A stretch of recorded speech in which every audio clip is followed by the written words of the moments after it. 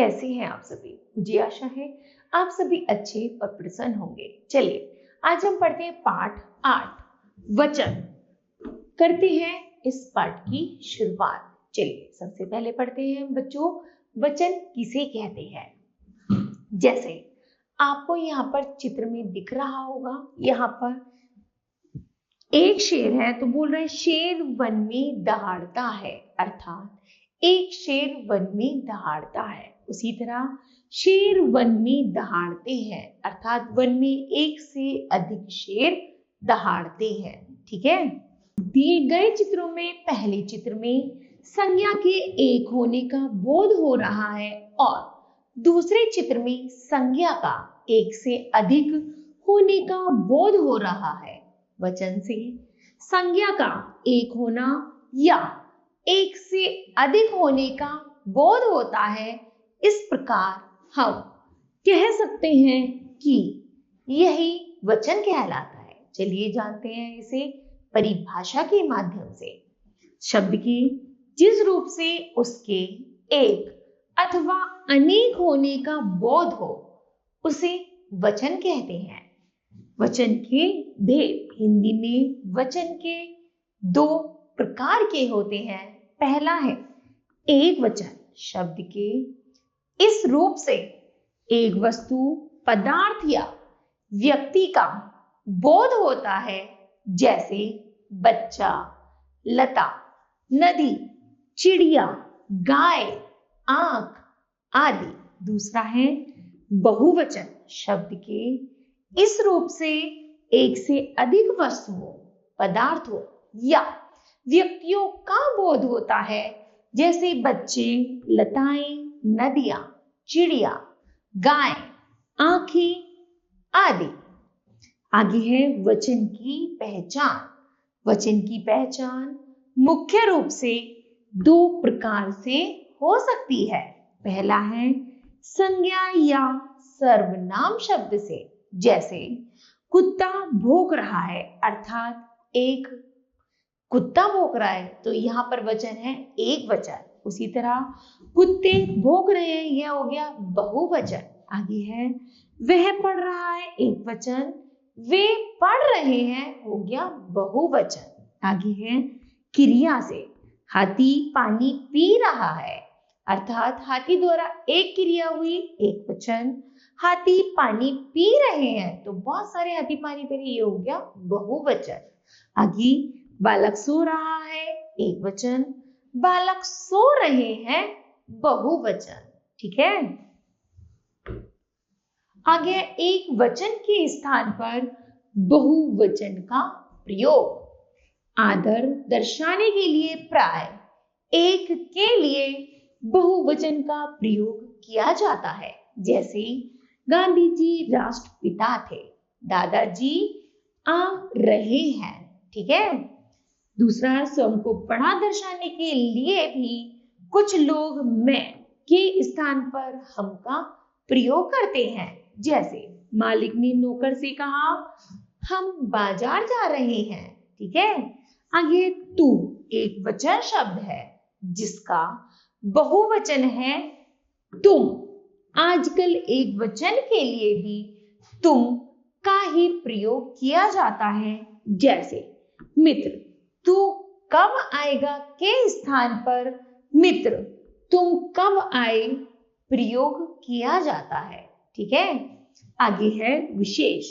जातिवाचक शब्दों का प्रयोग एक वचन में भी किया जा सकता है। नंबर 2 भाववाचक संज्ञाएं सदा एक वचन में प्रयुक्त होती हैं, जैसे गांधी जी सदा सत्य बोलते थे। आगे है एक वचन से बहुवचन बनाने के नियम। अकारांत स्त्रीलिंग शब्दों के अंत में आ के स्थान पर ए कर देने से, जैसे गाय का गायें, भैंस का भैंसें, आंख का आंखें, पुस्तक का पुस्तकें, किताब का किताबें, बहन का बहनें। ठीक है,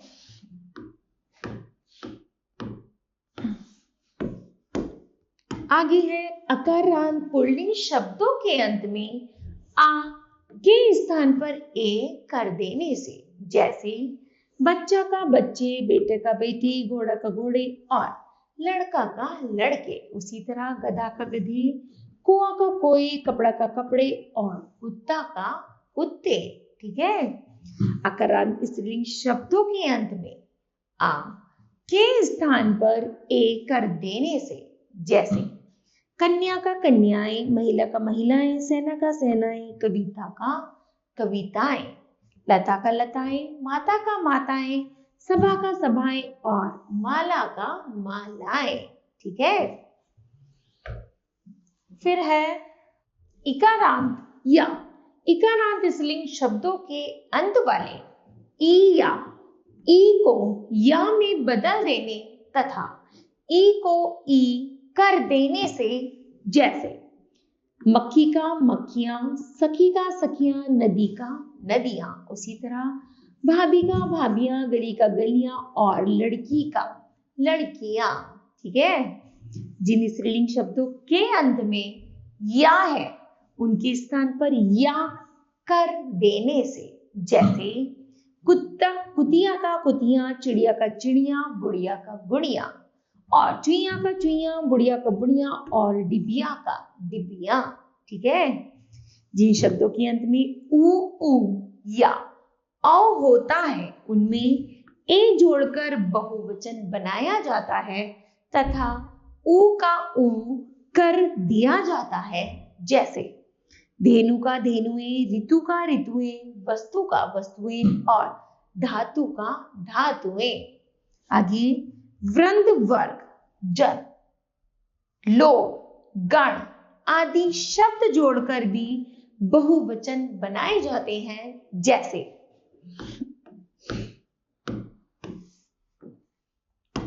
गुरु का गुरुजन, नेता का नेतागण, अध्यापक का अध्यापकगण और विद्यार्थी का विद्यार्थीगण, आपका आप लोग और मजदूर का है मजदूर वर्ग। ठीक है। तो बताओ बच्चों, आपने इस पाठ से क्या सीखा? तो हमने सीखा शब्द के जिस रूप से उसके एक या अनेक होने का बोध हो उसे वचन कहते हैं।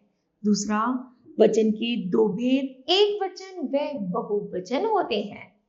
वचन की पहचान संज्ञा व सर्वनाम से की जाती है।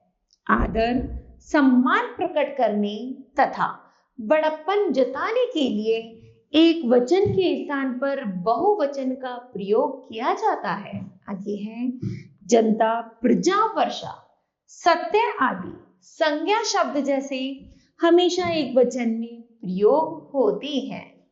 आगे है आंसू, प्राण, दर्शन, बाल, दाम, होश आदि शब्द हमेशा बहुवचन रूप में प्रयोग होते हैं। आगे है कुछ शब्द बहुवचन में होते हुए भी एक वचन रूप में प्रयुक्त होते हैं। जैसे जाति, वर्ग, दल, सेना आदि। ठीक है। इस तरह बच्चों यह पाठ समाप्त होता है। मुझे आशा है कि आप सभी को भी यह पाठ समझ आया होगा। धन्यवाद।